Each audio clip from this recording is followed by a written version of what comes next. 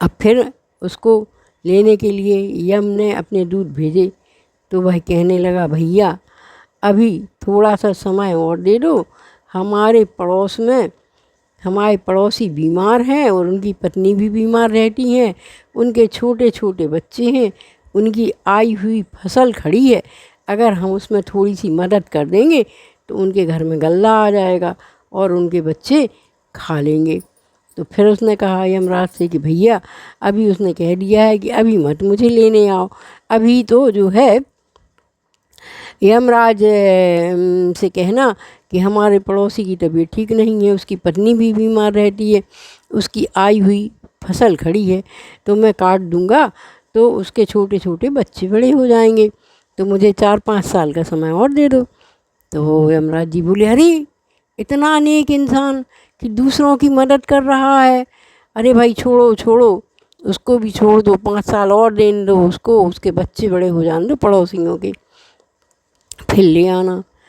5 साल बाद यमराज के दूत फिर पहुंच गए।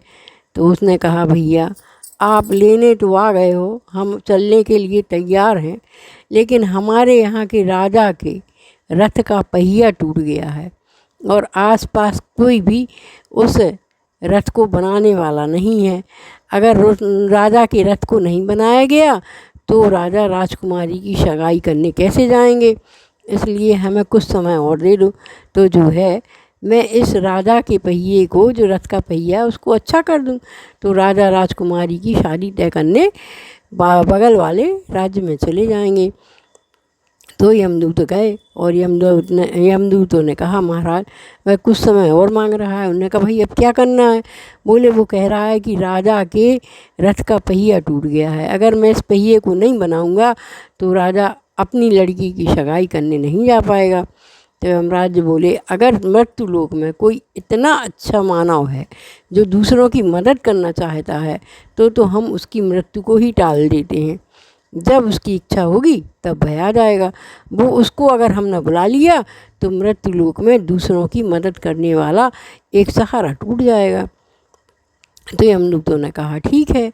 अब वह वृद्ध हो गया, उसकी 90 वर्ष की उम्र हो गई, अब वह किसी का कुछ भी नहीं कर पाता था, वह ही अपने परिवार वालों पर बोझ बन गया था, उसके बच्चे ही उनको खाना बनाकर खिलाने लगे थे।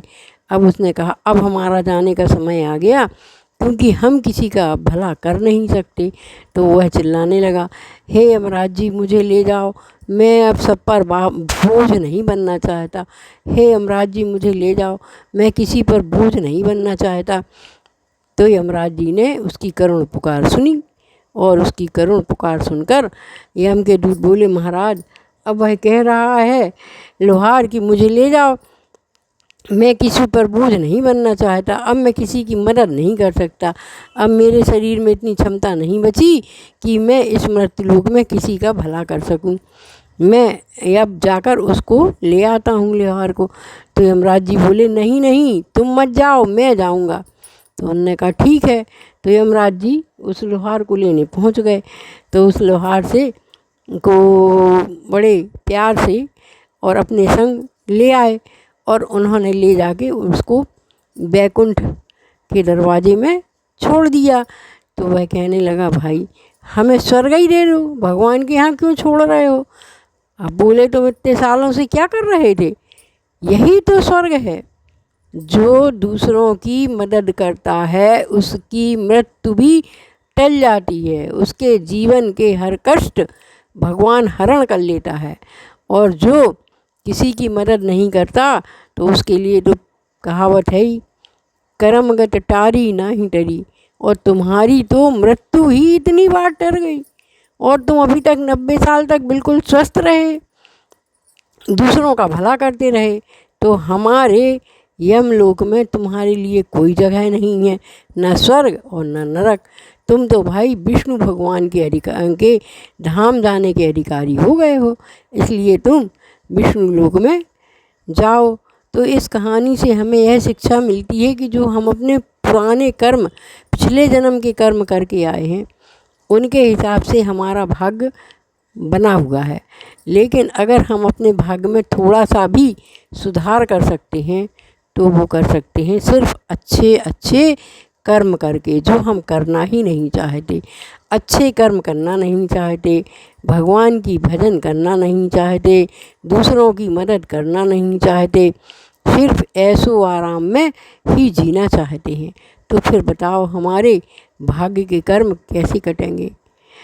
होनी सो हो कह रहे, अनहोनी न होए, जाको राखे साइया, मार सके ना कोई। है ना, जिसको भगवान रक्षा करता है जिसकी, उसकी ही रक्षा होती है। और भगवान तभी रक्षा करता है जब हम अच्छे अच्छे सत्कर्म करें। सिर्फ घंटी हिलाने से सत्कर्म नहीं होता। अच्छे कर्म करो, दूसरों की मदद करो, सबका भला करो, भूखों को भोजन कराओ, प्यासों को पानी पिलाओ, जीव जंतुओं पे दया करो, यही अच्छे कर्म है। इससे हमारा जीवन बदल सकता है। धन्यवाद।